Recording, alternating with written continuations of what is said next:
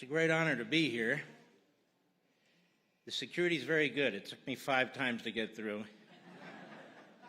First it was the belt, then it was my ring, then I think it's stuff in my chest. I don't know.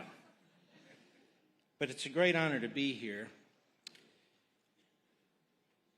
Today is the 50th anniversary in the Hebrew calendar of Entebbe and the death of Yoni Netanyahu. In the American calendar, it's July 4th. I want to address a few things here. First of all, I'm somebody who gives an opinion. And yet people keep giving opinions about me that aren't true. I read headlines and I go, did I say that? No, I didn't say that. So I just want to explain, I'm not an agent for the Israeli government. I don't meet with the Israeli government. I don't conspire with the Israeli government. Believe it or not, I love this country, and I don't need any government to tell me that. And I get this from people who do conspire with foreign governments, just not this one. And there was one headline today, Mark Levin wallops the Trump administration. I haven't walloped anybody. In fact, I would say 99% of the time, I'm one of the most aggressive defenders of the Trump administration. And I think we can all agree that we have 2 tremendous historic figures in President Trump and Benjamin Netanyahu.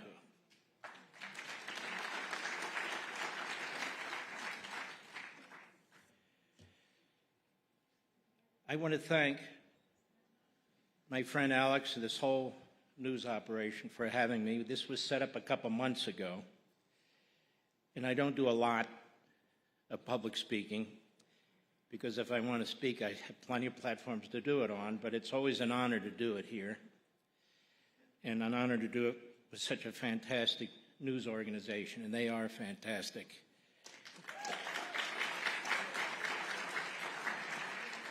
I was asked by, I counted 9 different news organizations for an interview, and I turned them all down for a couple of reasons.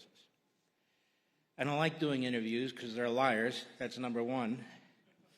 And number 2, they want to interview me to attack my president. Otherwise, they don't care what I say. The 99% is ignored. It's the 1% that they want to focus on. These are very, very critical times. There's no question about it. So I want to address several issues here. Number 1, my perspective on Iran has never changed.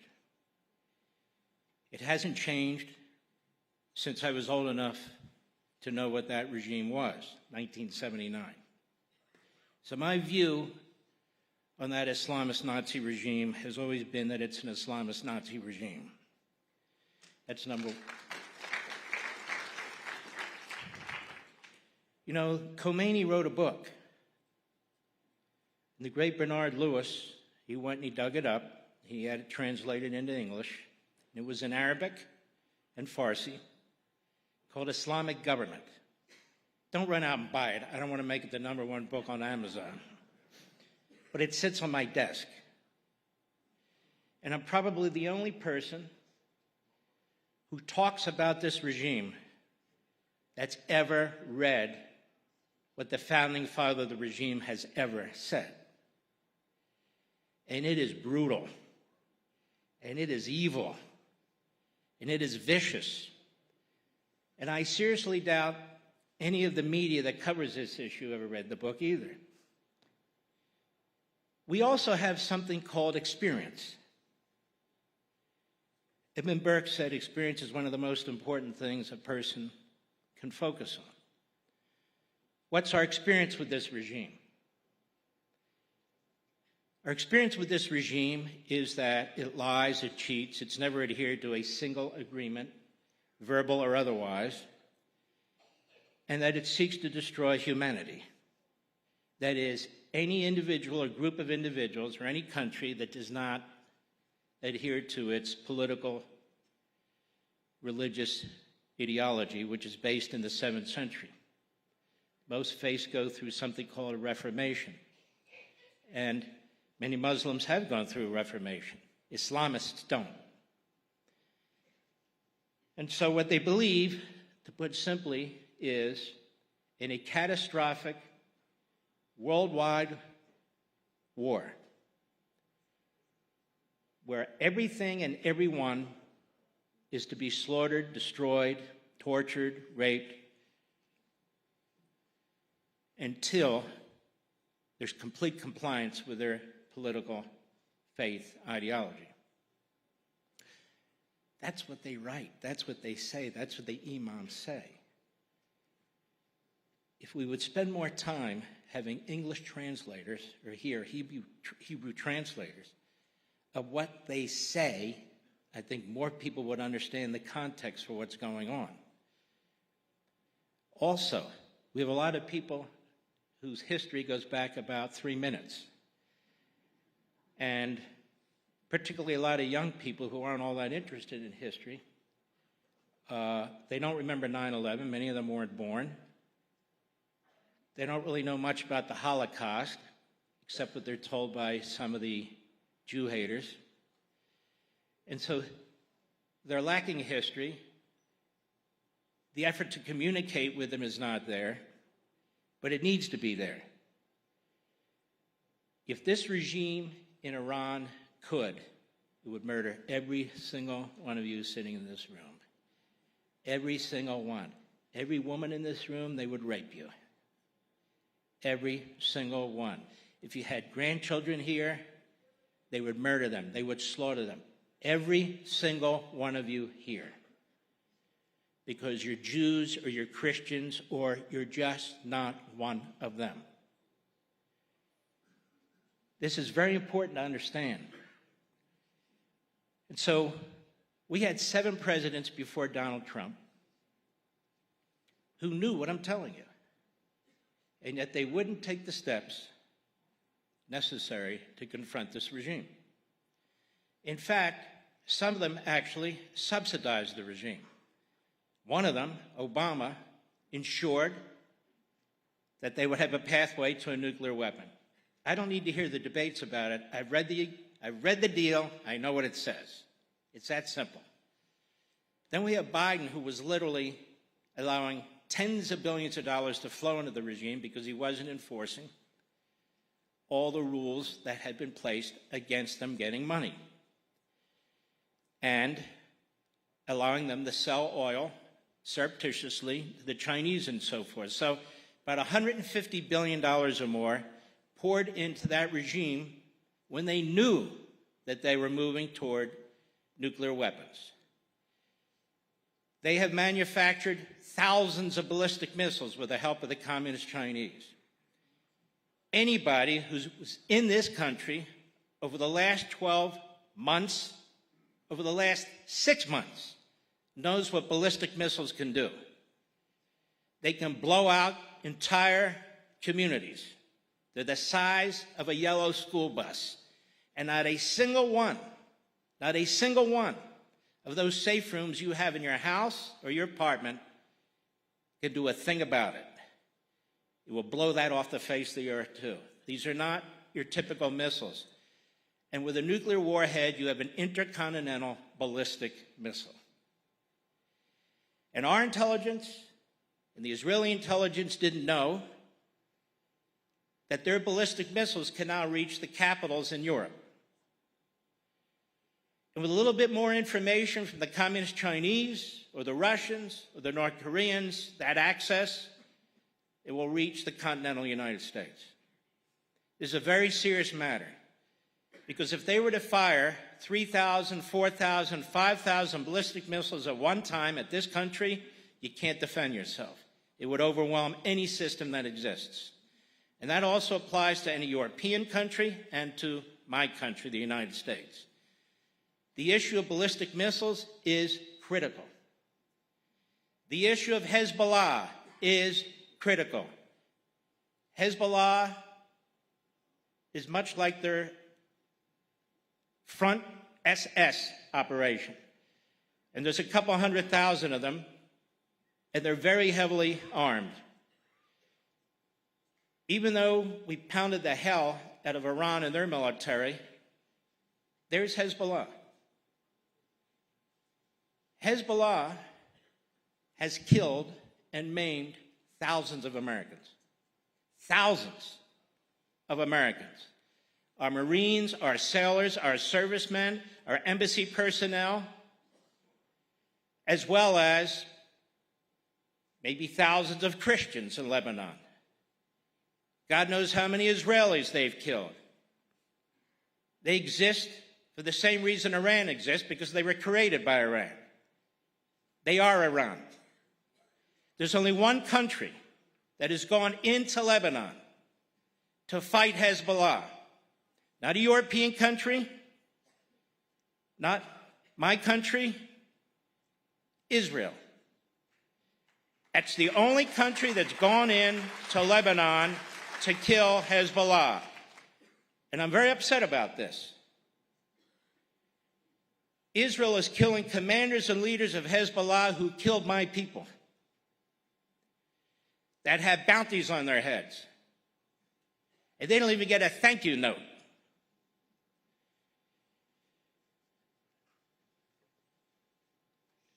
Prime Minister Netanyahu, what the hell is going on in this country? Seriously. You've got these guys running for prime minister. Some of them have been prime minister for about 14 minutes. You've got leftists running to the right of him like they're actually going to do more than he's doing with Iran or Hezbollah. Do you really believe that for 2 seconds?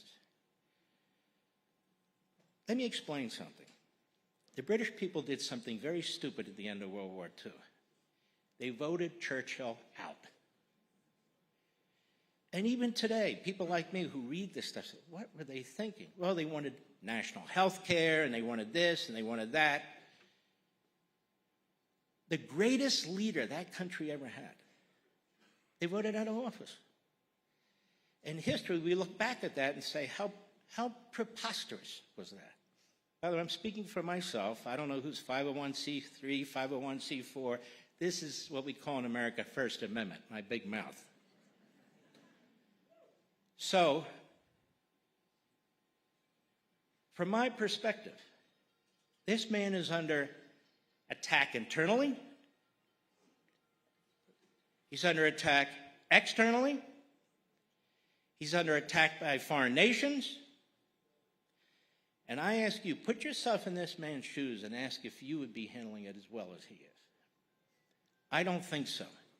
This country has never been attacked like it's been attacked the last 3 years. Never. Never.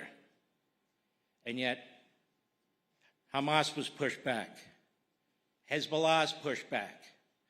Iran's on its knees with the great help of the United States. If you think about it, this country was surrounded. There was a plan and a plot to wipe it out. It wasn't just about October 7th, which was horrendous enough. The reports are that Hamas attacked too early, that they didn't wait. They didn't wait for the command from Iran or whatever it was. I don't know, but I do know they were all ready to go. They're all ready to go. Now, you can criticize and say, well, we should have been ready and so forth and so on. You know, we were hit on December 7th, 1941, by the Japanese at Pearl Harbor. They had to go all the way across an ocean with their aircraft carriers. And we missed it. And it could have been devastating if our aircraft carriers were at Hawaii or at Pearl Harbor. They would have had a free run on the west coast of the United States. History is full of what ifs, and history is also filled with thank God. My perspective is, and and I'm an American, it's one man's opinion, that I hope the Israeli people don't do to Netanyahu what the Iranians, the Palestinians, Hamas, Hezbollah, Qatar, Saudi Arabia couldn't, and that is remove him from office.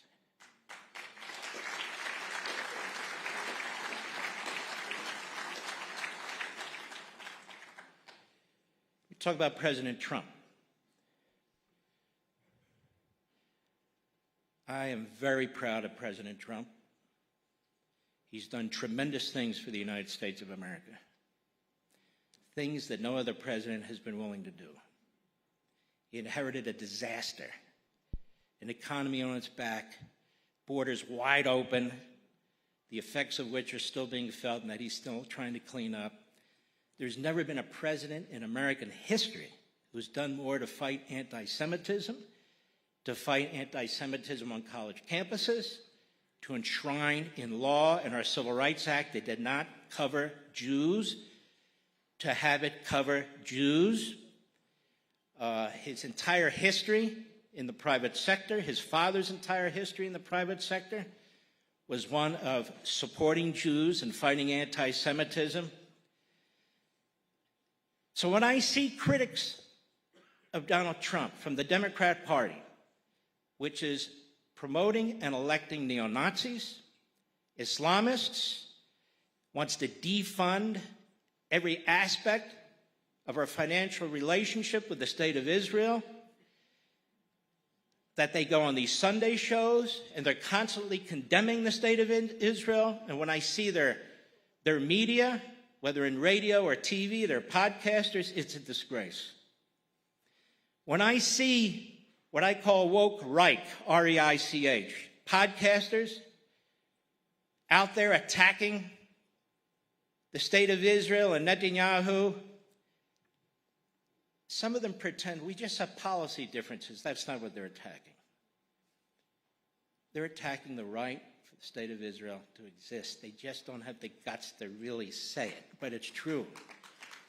And the growth of anti-Semitism by these woke right neo-fascists, it is a big deal.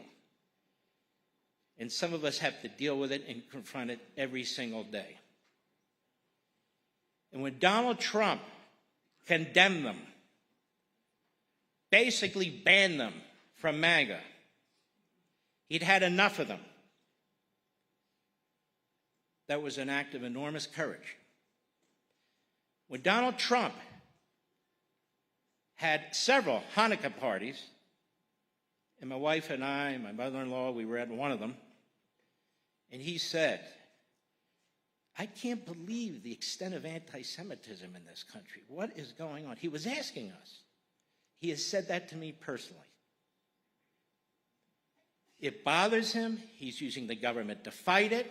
They're trying to deport people who are these virulent anti-Semites, coming mostly from the Middle East, who shouldn't be here and shouldn't have been here before. He's got an enormously incredible record when it comes to promoting liberty, religious freedom, our Constitution, supporting Christianity, and supporting Judaism. He's a man of faith.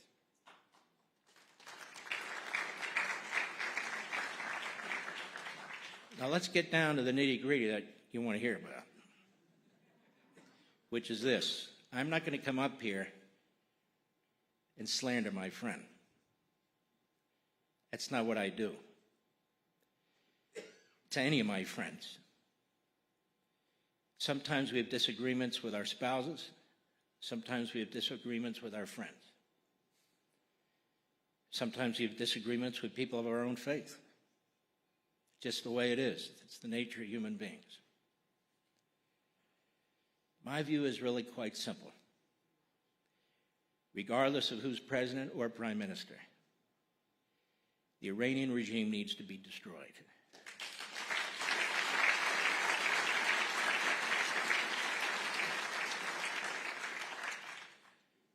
Now, President Trump has done more in that regard than anybody.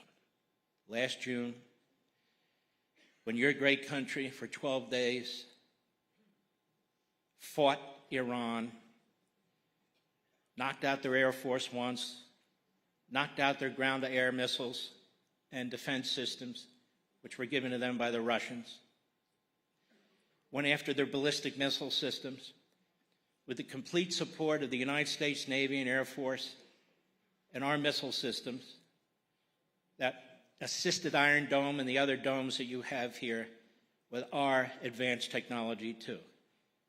Two great countries, two great leaders working together against Iran,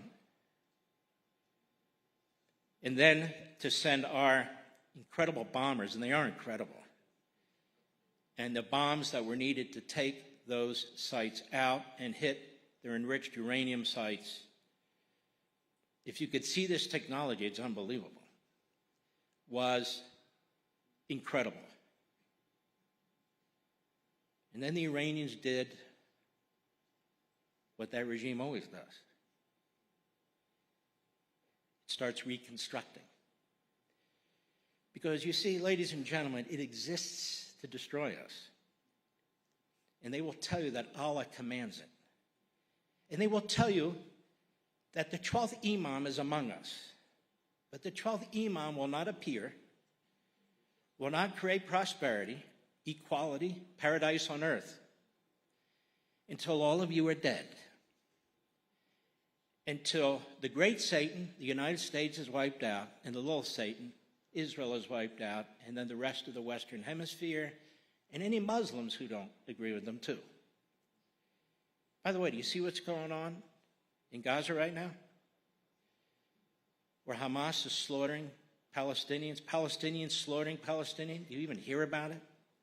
You may hear. We don't hear about it in the United States. It's not on any of our broadcasts. The River to the Sea crowd's not out. None of them are anywhere. You hear nothing. Because it's never about humanity. It's about destroying Israel and the Jewish people. What was done starting late February to the Iranian regime over a 2-week period or so by our tremendous military in the United States and the tremendous military of Israel together, working side by side, organizing side by side, generals working together, admirals working together, your intelligence agencies working with our intelligence agencies, our satellite spotting. It's never been done in the history of warfare before, ever, ever.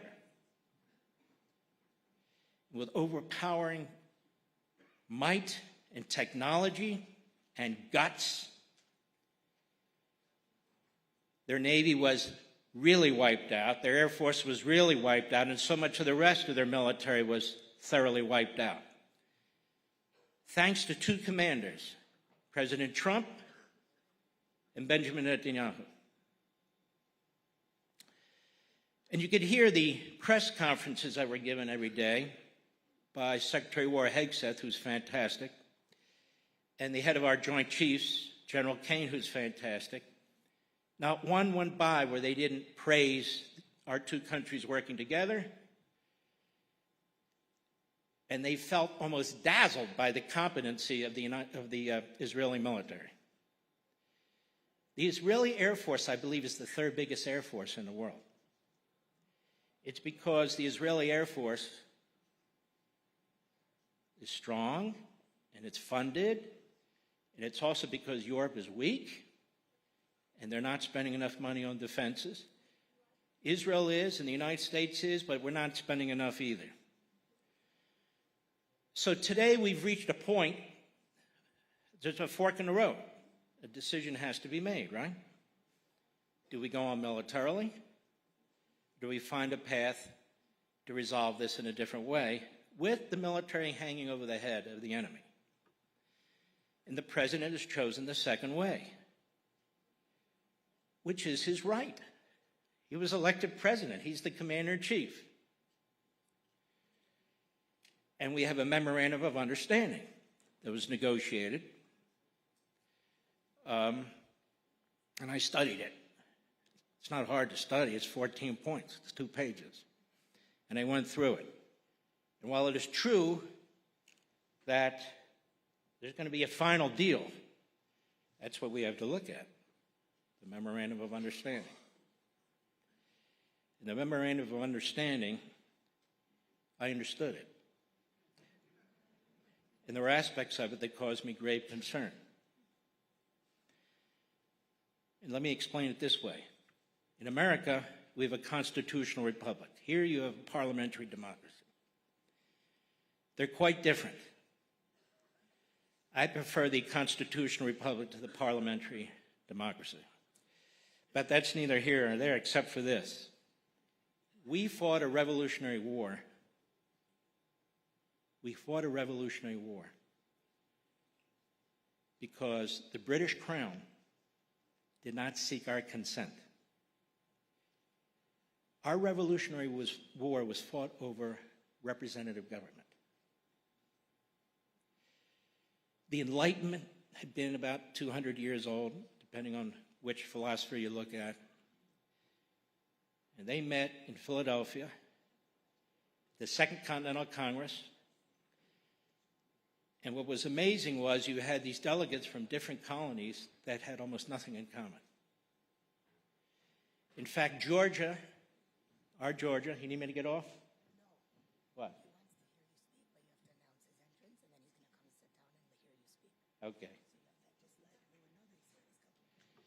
The Prime Minister is here.